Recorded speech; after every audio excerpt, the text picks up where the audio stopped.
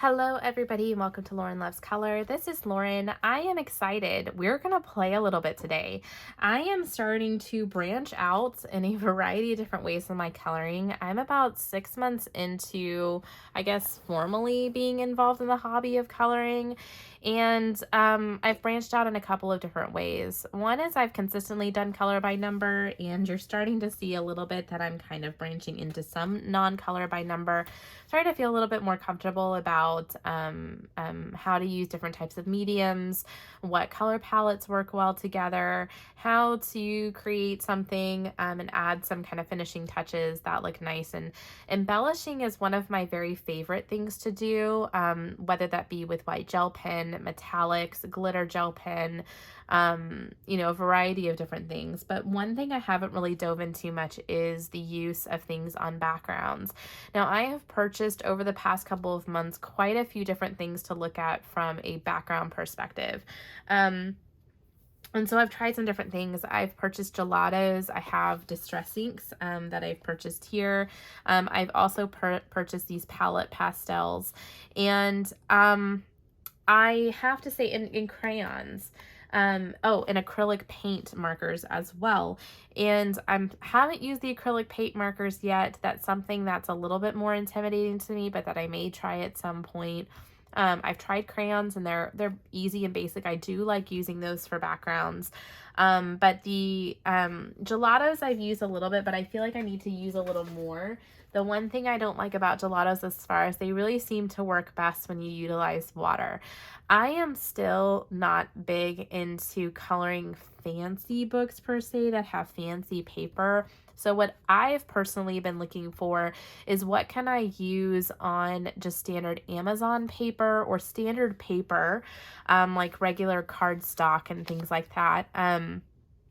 That number one, don't require a fixative, and number two, still give a lot of really nice dimension to a book. Now, distress inks have been what's interested me the most.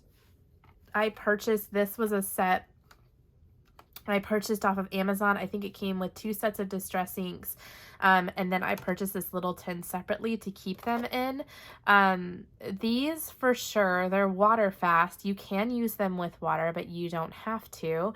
I've experimented a little bit with these, and I'll tell you kind of my thoughts about these. I do really like them. They create a pretty bold background though.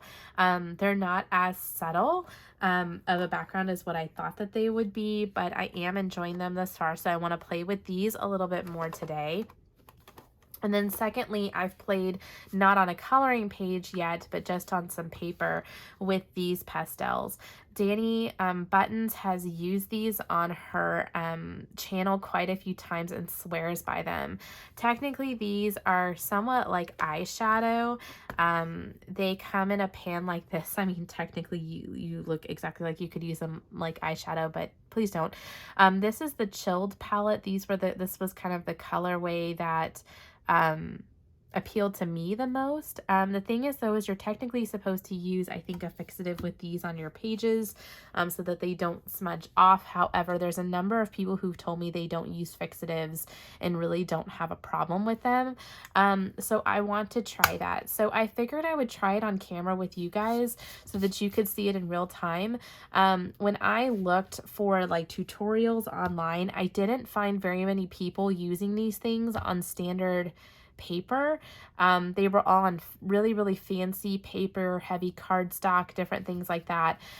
Technically, this image is on cardstock, but it's not like super heavy. Like I wouldn't consider this like super heavy duty cardstock. It's something enough that I think we can still play around with some things. This is on the standard Amazon paper. And so my thought process is right now is that I'm going to use the pan pastel palette here and to use the distress inks here. That's just kind of my thought. Now, let's go ahead and let's do the distress inks first, because there's something I'm a little bit more familiar with. Let me show you. I've used distress inks already a little bit on a couple of pages in my Sugar Skulls book. This was my second time using them. I think I used these two colors, Spice Marmalade and Seedless Preserves, on this background, just kind of testing it a little bit. You'll see the effect is not terribly subtle. And then another book, sorry, I should have been more prepared. The other book that I used it on was my 50 Animal Mandalas book, and this was the first time I used the distress inks, and I used it on this horse. Now, I had originally just gone around a little bit around the edges of it, but I did go back somewhat recently and did the rest of the page. And I like this effect a little bit better. However, I can still say, like, it still looks to me very much so bolder than kind of what I was hoping for. I was hoping for maybe something a little more pastel. Now, it could just be the ones that I chose, you know, the color selections that I made, that these are just bolder colors. And so they look a little like tie-dye-ish to me. But we're going to try again, and we're going to see how we feel about it. Like I said, the thing that I do really, really love about distress inks, and I am by no way an expert, is that they are, really nice in the fact that they, what am I trying to say? They dry really quickly, and they, are kind of like more permanent. Now, like I said, you can use these like with water and do some really super fancy things with them. But I'm trying to do something a little bit more basic.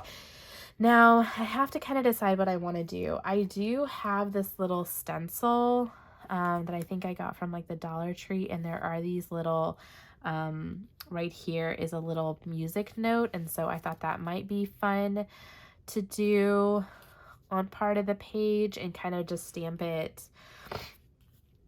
throughout the page there. One technique that I saw, and I think that this was Jamie who did it, is that she did kind of this dark brown around the edge to kind of frame a picture, and it made it look kind of antique-y like, and so I wanted to try something like that. Now, when I originally bought my distress inks, I purchased this tool, and this is like a little stamper. It's specifically made by Ranger for distress inks, and it comes with these little foam applicators, and then that way you can just kind of stamp the distress inks throughout. What I don't like about them is that they leave this distinct round shape. It really doesn't blend as well as I thought it would. I really thought with distress inks you would have a little bit of give to kind of feather it out, and you sort of do, but it will leave a distinct shape for sure on your page. So just be careful with those. What actually I found that works better, and this also came from a recommendation from Jamie from Jamie's Coloring Love, were these brushes. And these are makeup brushes. And what you can do is just put the distress ink on them, and then you can simply color kind of with them. They will still, just like with the other tool, they will leave the harder pressure you have in one area, they'll leave kind of a darker color. So there's no way you're going to get this kind of just even soft spread of color. At least I have not figured out how to do that with distress inks thus far. It may just be because I'm new to using them. So if you use them a lot and have some recommendations, please let me know in the comments below. I would definitely be interested. I'm going to take out a few different colors. I just kind of want to see what the color looks like real quick. Like I said, I want to kind of create that kind of feathery look on the top of the page. I'm going to zoom you guys in a little bit so you can see what I'm doing. I'm just kind of pressing there. So that's what that looks like. That is antique linen. And that's kind of what I'm looking for, but I may want something more brown. This one, yeah, that's kind of more of the color I'm looking for. This one is Vintage Photo. And then I have walnut stain. And you'll see, so the one nice thing about these little round things is you can stick them underneath the distress inks and store them that way. Yeah, see, that's just a little too dark. And you see how it doesn't really like spread. So once you've kind of put down the color, it's there.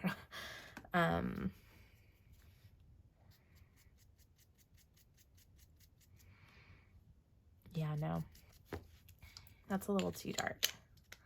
So I think what we're gonna do is we're gonna stick with this vintage photo. And what I'm gonna do is just go around the edges of this. Now, one thing is some people have kind of said, do you color the picture first, or do you, do you color the picture first, or do you do your distress inks first? And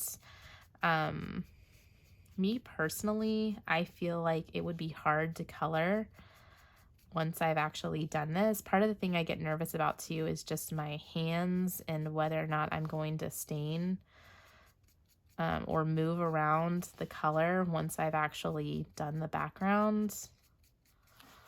Let's see how that's kind of looking. Is that just looking like it's dirty?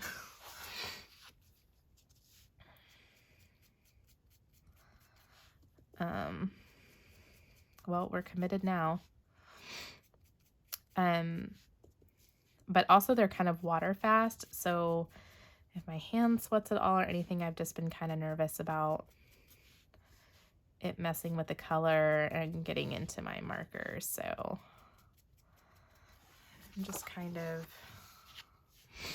yeah, no, I think I kind of like how that's looking.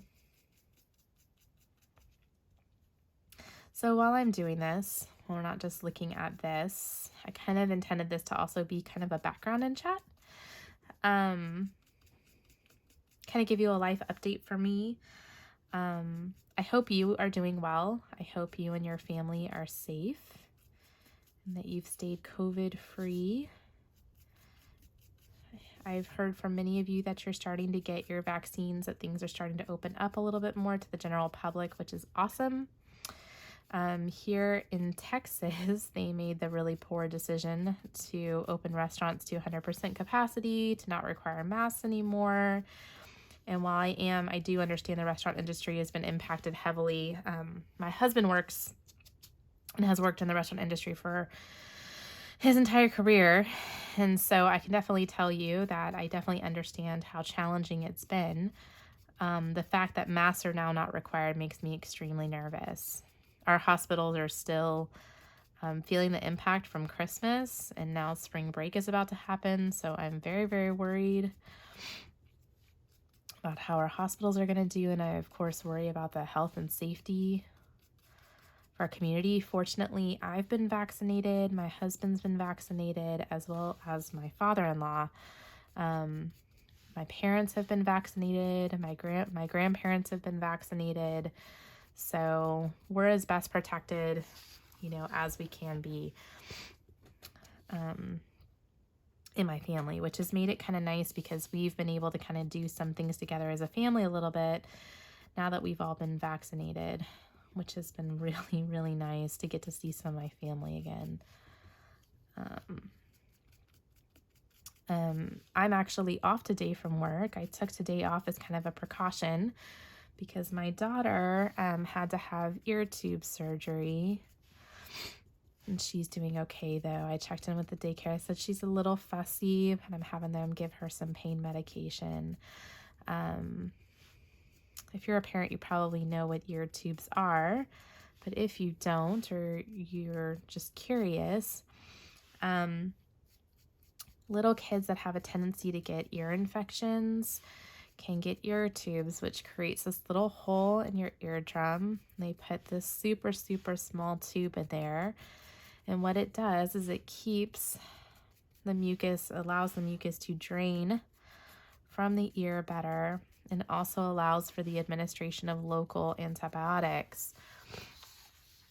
When you're a young child, any kind of your airways are super, super small, as well as your ear canal. And so when you're a baby and you get a cold, it's a lot harder to get rid of it. Number one, you can't cough up anything. You don't know how to blow your nose. And so the mucus kind of lingers and it can get caught in your ear canal and then cause an infection.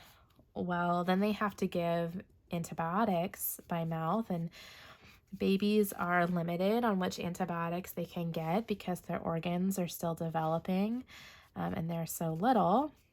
As well as chronic, studies have found that the use of a lot of antibiotics when you're younger can be bad because your body, as it develops, can then create a resistance to antibiotics.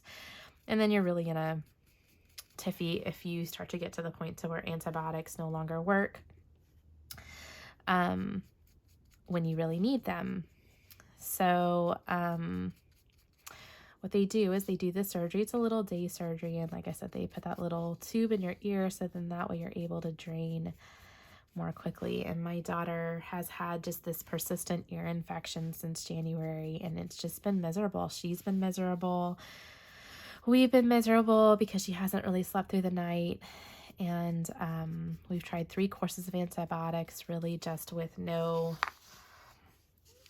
great improvement in her. And so we went to my ENT, and he suggested, he kind of told us it was time. So we went and did the surgery. She did fantastic.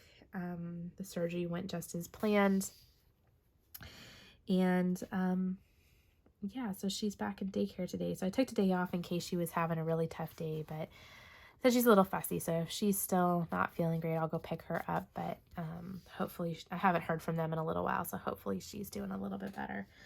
So okay, did the distress ink around the sides. I really like how that looks. I think that looks awesome. Yeah, I'm really happy with that effect. So yeah, I just use this little brush and kind of just gently brush it around the sides, and it gives it just a little bit of a frame. So what I think I'm going to do next, because I feel like I'm being slightly brave, is I'm going to try to do those little music notes. And I think I'm going to do them in black. So let's test this first and see with the stencil. Where did I put said stencil? I put the stencil here. And what I'm going to use is I am going to use this little dabber guy. Where's the music note? Right here. And try to see if I can, let me zoom you guys back in, do this little music note. And I figure, if this doesn't work, y'all at least learn from my mistakes. Maybe I'll at least help you and keep you from making the same mistakes as me.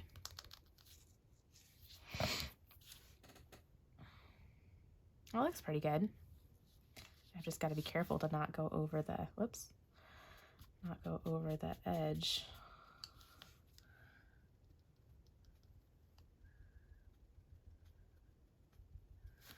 That's going to be the problem, is trying to not go over the edge, because you see that little edge piece there.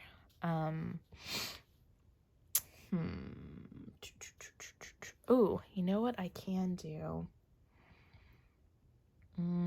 That's really hard because that is stinking right on the edge there. As I was going to say is that I could take like a little sticky note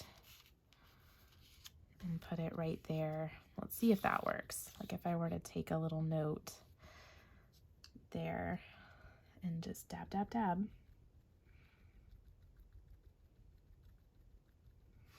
Let's see if that helped a little bit.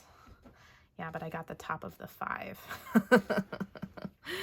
Oh, fun, fun, fun, fun, fun. Okay, what if I put the sticky note on this side, but what if I went ahead and used some tape? Pardon my reach. Oh, actually, these might work well. Here, let's try this. Oh, my tape is over there. Okay, let's try these. Let me try to put this here, just right underneath. See, y'all are hearing me problem solve about my stencils.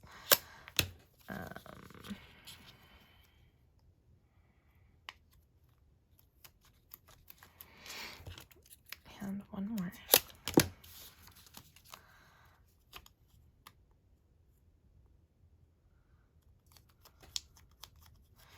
Ooh, and can I do this? Is that gonna potentially work?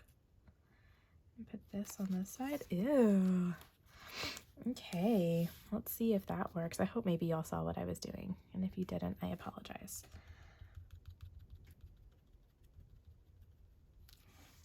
Yes, it works. Okay, perfect. All right, if you didn't see what I did, I used these little tabby guys to just go kind of around the stencil. So on the back side, it looks like this.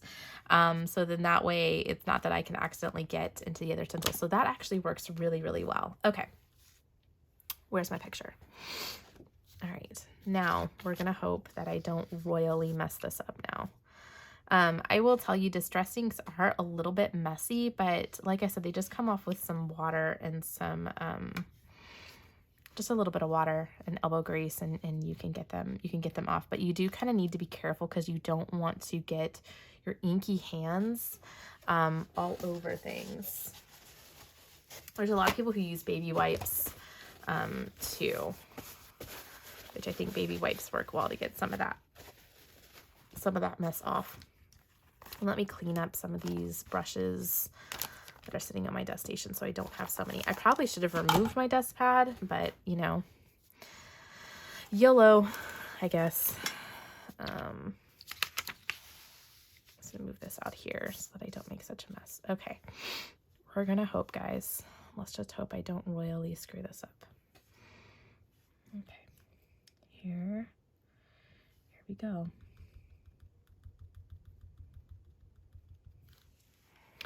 Yay!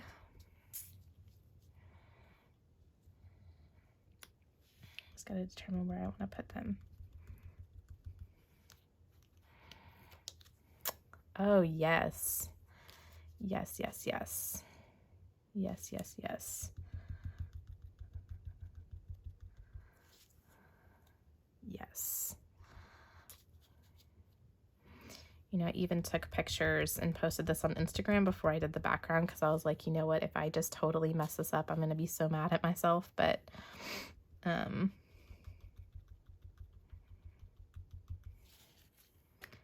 that looks awesome. I'll put one right there. Yeah, so this is fun. I will say the distress inks are really fun for stencils. I think on a lot of these background things, you can use stencils.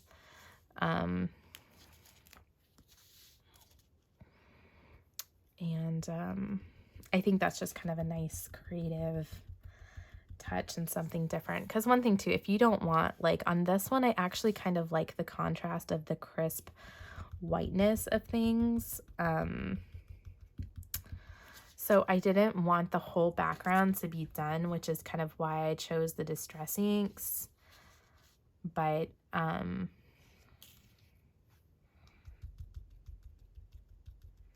I wanted there to be some sort of a background. It needed something to help kind of fill the space a little bit. So the thing is too, with all this kind of stuff, you have to kind of be careful because you can overdo it. And I'm definitely the kind of person that would overdo it. That would get too overzealous and just decide to just go to town and would end up thoroughly regretting how many I put down. And I'm kind of that way with like glitter gel pens and stuff too. I have to be really careful. Okay, let's put one in this corner over here.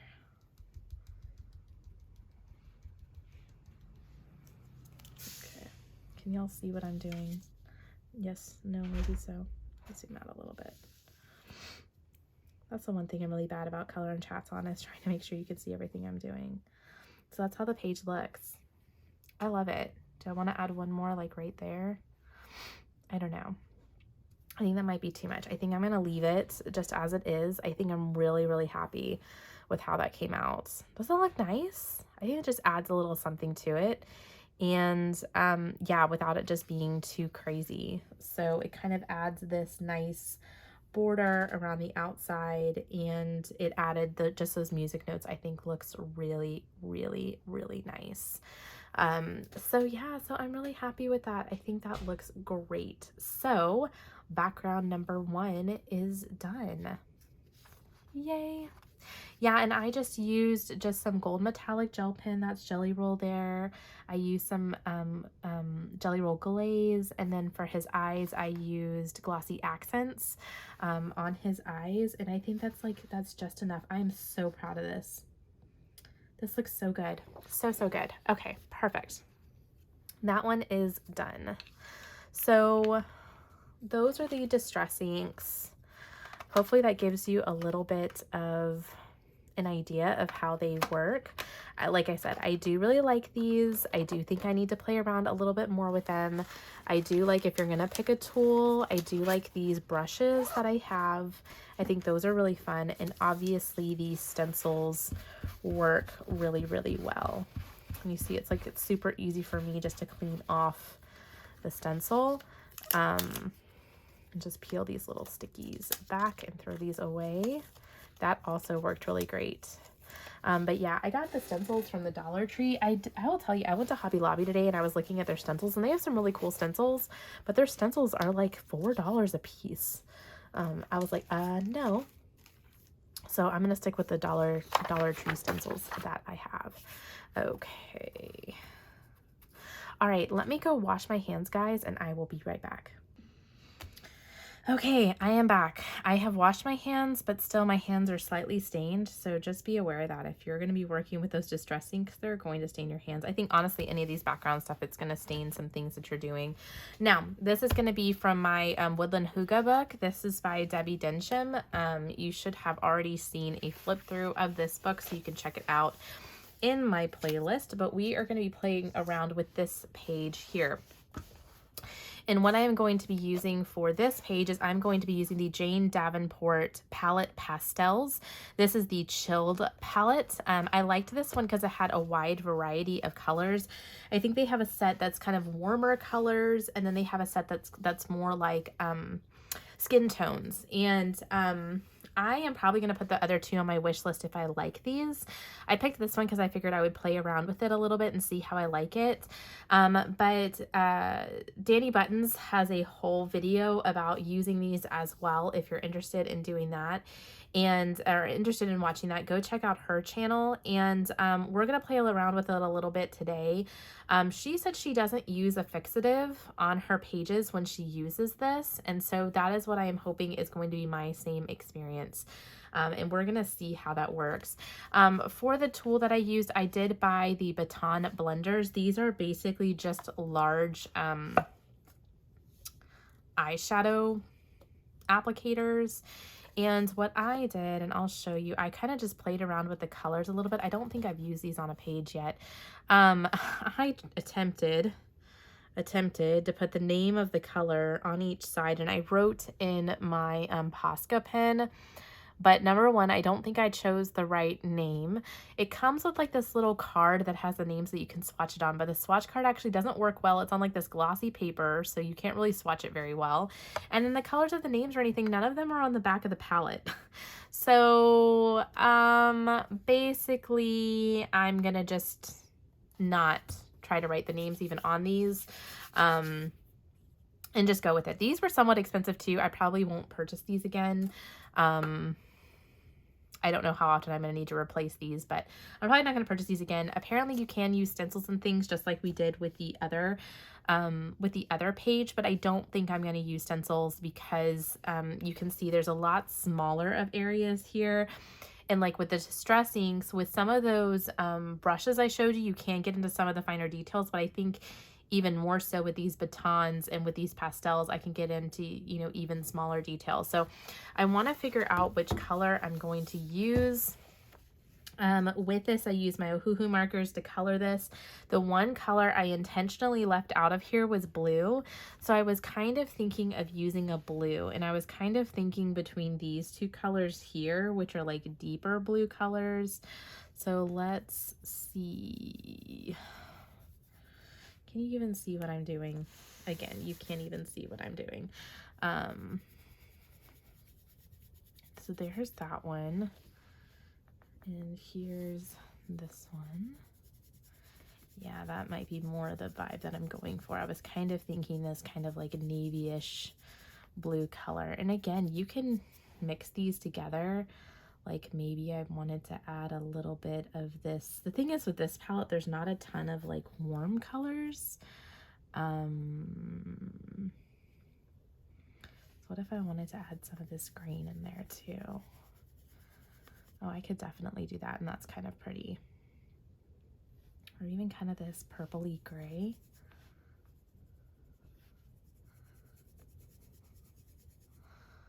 Color is kind of pretty.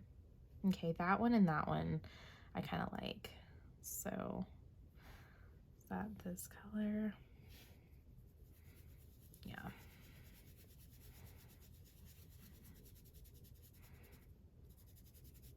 Okay. All right, so what we're gonna do is we're gonna dive right in. And yeah, just go for it, I guess. Let me move this over here so that I have a little bit of easier access. And we're just gonna go for it. So I'm just gonna kind of push these. What I like about these more so than the Distress inks is that they are more blendable.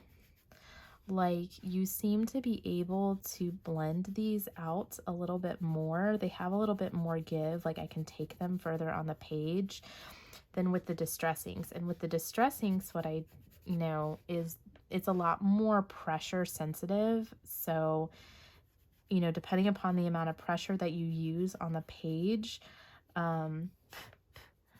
it can really mess with the with what you see as kind of your final result.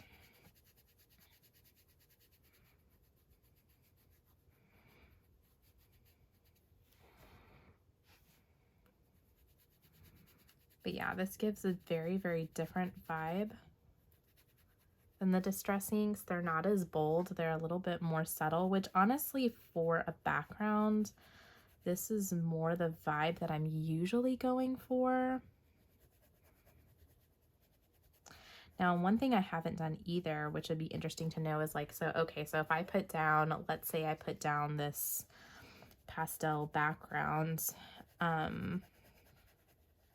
what would happen if I try to mix the two? Can I put, let's say, the Distress inks down and then put pastel? Like, I would think putting pastels over the Distress ink would be no problem, because that's an ink. It's gonna just dry flat, and it doesn't have like a mineral-y texture to it.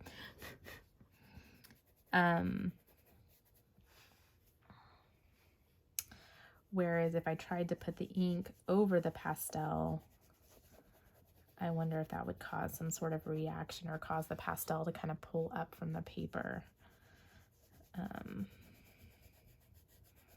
Be very curious to see about that. These definitely too are a lot quicker. Well, I guess in some ways, I honestly think they're both pretty fast to use, just depending upon what you're trying to use them for. And these might be a little less messy. No, not necessarily, because I think I'm getting my hand blue from all this.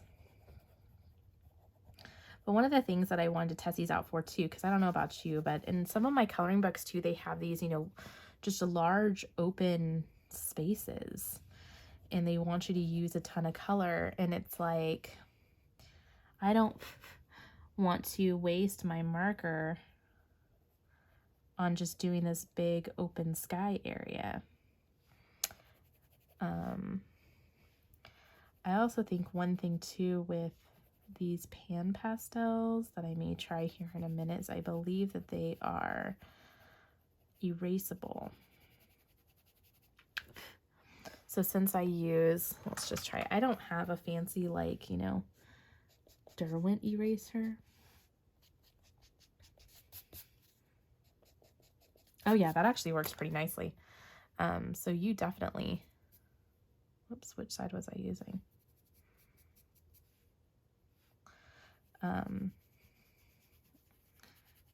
You definitely can erase them. So let's say you get them over a lighter marker area and you kind of just like, oops, I didn't mean to get over that area.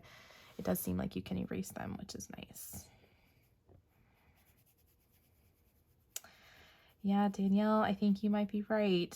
I really like these. I do really like these, and I like just the soft effect that it has. I don't know that I'm brave enough at this point to use this on like faces and skin tones and stuff, but there are people who use pastels for skin tones a lot. Some of these really amazing colorists, you know, who can create like these just phenomenal images, do a really great job with some of that.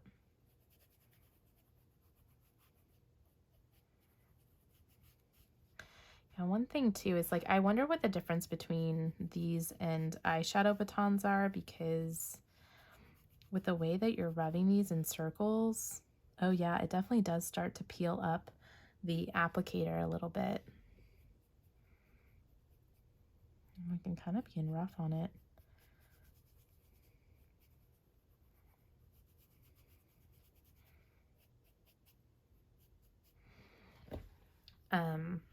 But yeah, no, it's looking really, really nice. So yeah, this is not bad. This is actually fairly relaxing to do, and fairly easy to do. Now I do know why why that container comes with so many batons, because this baton is going to be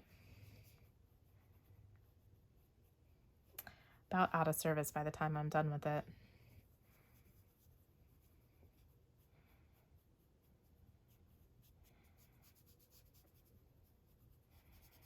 Especially for as large of a space as I'm doing. So yeah, this is really, really cool. This is a really good recommendation. Yeah, these Jane, so the one thing too about all of these background things, the distress inks, the palette pastels, you know, any of this stuff, is that it's not terribly cheap. The Jane Davenport pastels, the little sets, are not cheap. The Ranger distress inks are definitely not cheap. I like the little mini distress inks because you can then just get such a large variety. They do sell them in like larger, you know, things. So like, let's say you find your favorite color, you can get them in kind of a larger size. But yeah, the distress inks and stuff are not cheap. I do know with the distress inks, you can re-ink the pads you have. So let's say you just use a pad that you just really, really love, or you use up one of your minis. They do sell the colors kind of in a way that you can re-ink them, which is really cool. So if they dry out or anything like that. So the distress inks are a really, really good investment if that's something you think you're going to use in your coloring books. In these little pan palettes by Jane Davenport, while, you know, you can't replace the individual colors, which is sad, but they're much more cost effective than pan pastels. If you have heard of pan pastels, it's a very similar idea, but it comes in these like jumbo versions of these, you know, giant pans, and those are very, very expensive. You can buy individual colors or buy sets. I would say those are like more professional grade. Like, I mean, you're really, really into coloring if you're buying, you know, stuff like that. Into probably coloring some really big stuff, or you color in just pastels. Some people actually color entire images in just pastels, like that's their medium that they use. And people have created some really, really beautiful things with pastels.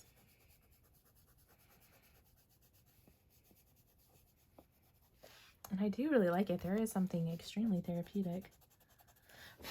And I do love that you can kind of correct it. So this is going to be like a, I think these are going to be well loved for me.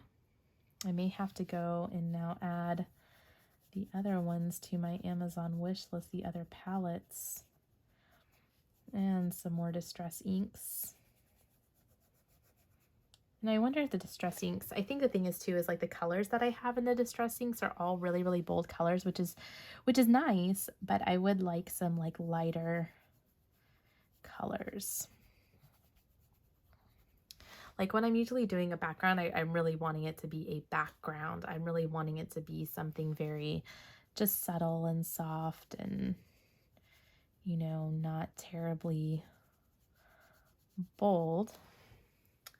And so I do really like the soft, more muted look that it looks like on this page. In this kind of more, you know, but I mean, I love the Distress inks. I love that they set. I love some of the techniques that you can use with them to make them look, you know, a little different, like the technique I did around the page. They're really great too. One thing that I'll have to kind of test and follow up with you on in a later video is I'm going to not use a fixative. And the great thing about testing in this book is that it has a white backed page on the other side. So I'm going to be really curious if it transfers. But I mean, I'm also pressing pretty dang hard on this. I'm just a heavy-handed person in general.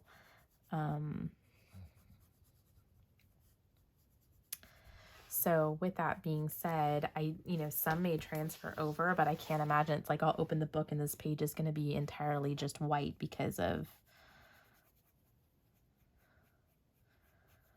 me pressing on it.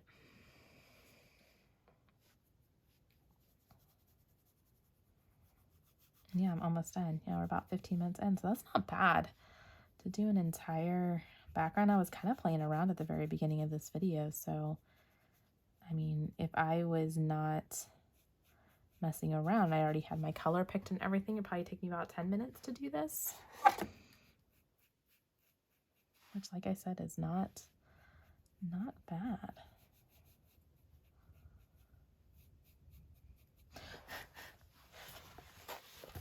I went over the edge here.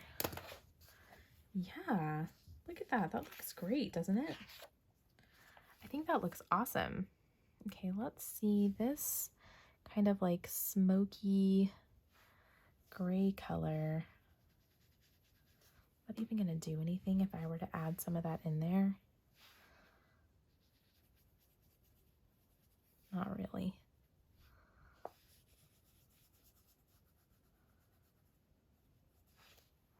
Yeah, that doesn't do anything at all. Okay. What I do think I may do is add a little bit of this green in here.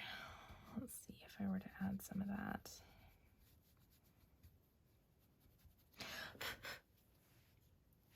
Just gonna add some of it to kind of, let's start with just some of the edges to give it another color. Sorry guys, y'all are probably like seeing my face and all sorts of stuff.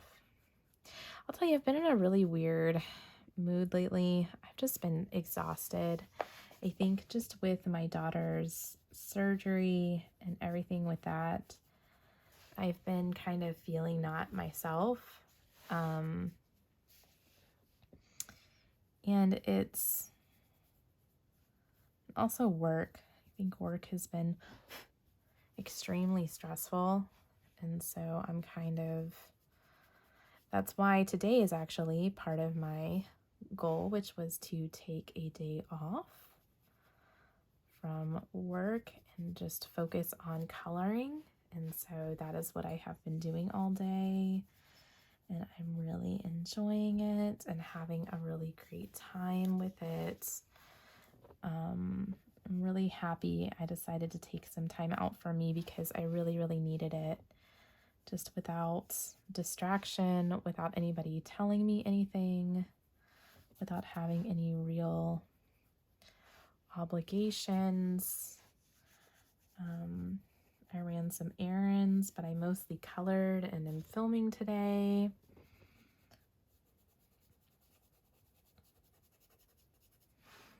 And And so just getting to have some me time, which is fun.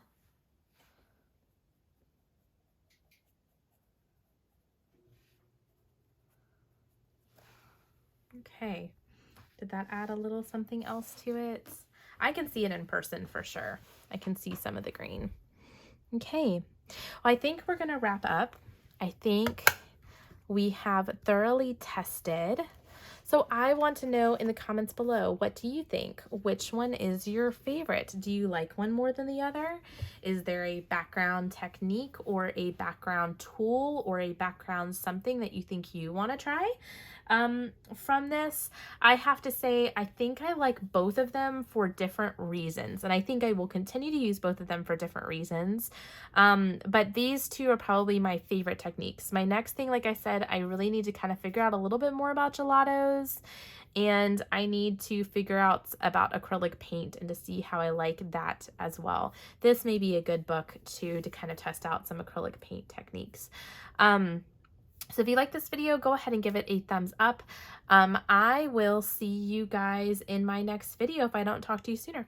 Bye.